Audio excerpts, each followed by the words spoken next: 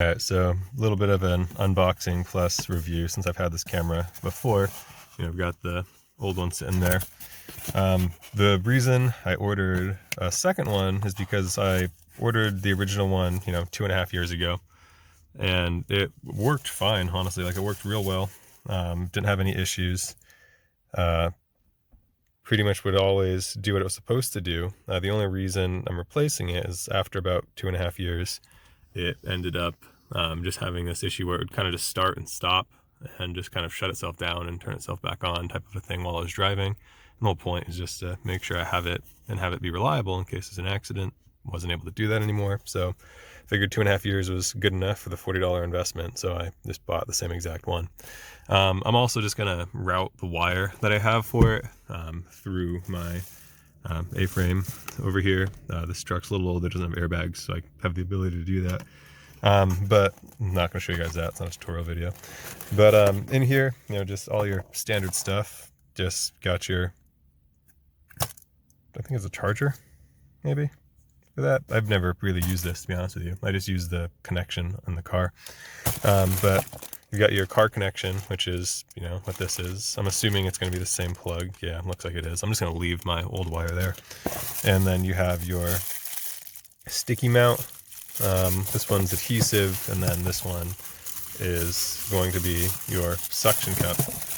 I'm going to replace the suction cup mount because another issue that I did have with mine is that the suction cup just kind of kept falling off probably once every 6 weeks or so. And I'm just going to replace it with a new one, and hopefully that'll fix that problem at least for another year or two. And then with the adhesive one, I'll show you guys that since you guys that's the point of the video.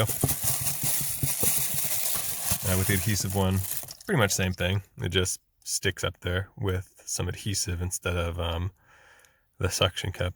Maybe I should try doing that since the other one does fall off. I'll think about it. I'll let you guys know. But yeah, I'm just gonna go ahead and get it all situated. You're not gonna be able to tell the difference because it's literally the same thing. But I'll let you guys know how it's working in a second. All right. So in terms of our directional control, it's a little hard to see because it's a little dark in the parking structure right now. But we've got some arrow keys over here. We have a little page section, and then on the right side we have OK, we have M, we have a lock, and then we have the power. So that power button on the bottom, if you hold it, it'll turn off the unit, but if you just give it a quick press, it will just turn the screen off. So the unit is still on, it is still recording. You can see that it has this red light that's over here and a blue flashing light. If we press it again, it'll be on. Like I said, it's not turning it off. To turn it off, you'd have to hold it, and then that's how you know it's turning off. It does turn on when you just turn the ignition on in your car, which is what I've done, just turn it into accessory mode. So my car is an accessory, engine's not on, but that will automatically turn on. Since I just turned it off manually, I'll turn it on manually. Same thing, you just hold the button and it'll turn itself on. Now, when it turns on, it should automatically start recording. We can see that by the red numbers in the top of the screen here, and then the flashing red circle in the top left corner. To cycle between what you can do, it's pretty simple. You're going to have the ability to use the M or the OK, I believe, to either just take a picture, stop recording, do whatever you want. So if you press OK, which is that top button, we are no longer recording. If we press it again, we are recording. So if I stop recording and then I press M, we're going to switch modes. So now we are in camera mode, which you can tell by the change in the icon up here. It's a little bit blurry, but I think you can get the picture. No pun intended. If I press M again, it changes the mode. So now we're actually in preview mode. I think we can watch the videos and the pictures that we just taken. Let me press it again. What is that?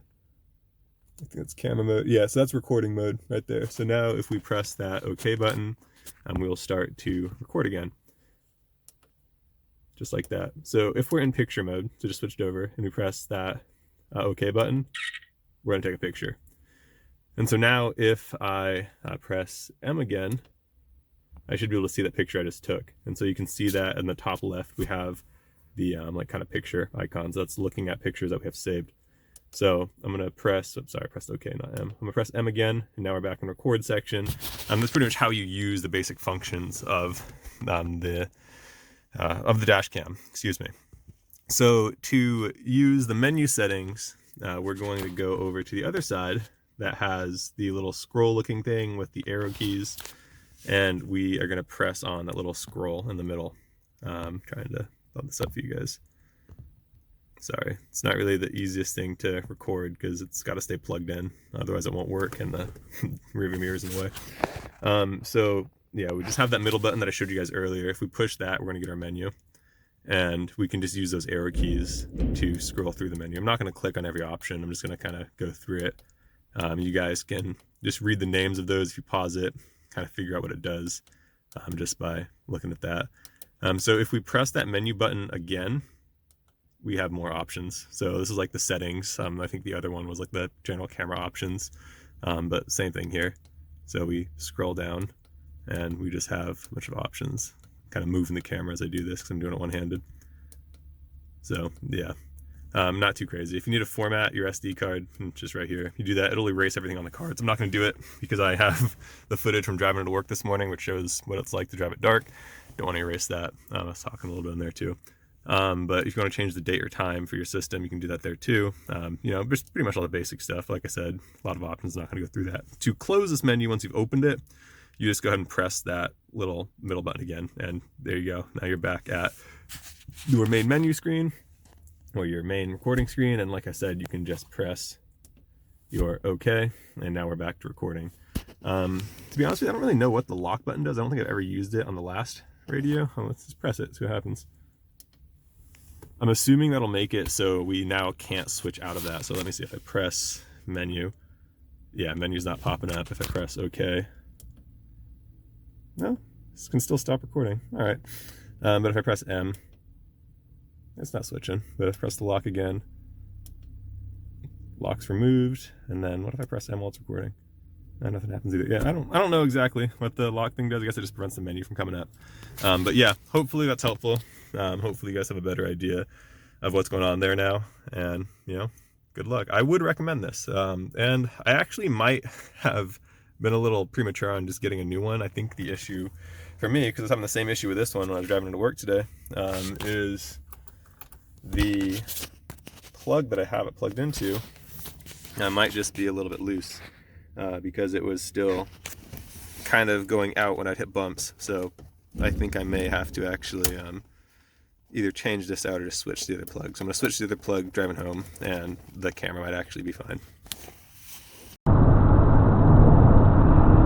just to give you an example of the audio quality of the head unit as well, I'm just talking at pretty much normal speaking volume as I'm sitting in the driver's seat right now.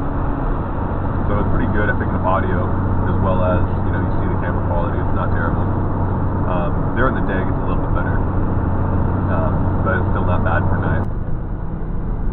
So once again, this is just regular speaking volume, like if there's somebody in the car sitting in the passenger seat next to me. This is about as loud as I'll be talking to communicate with them.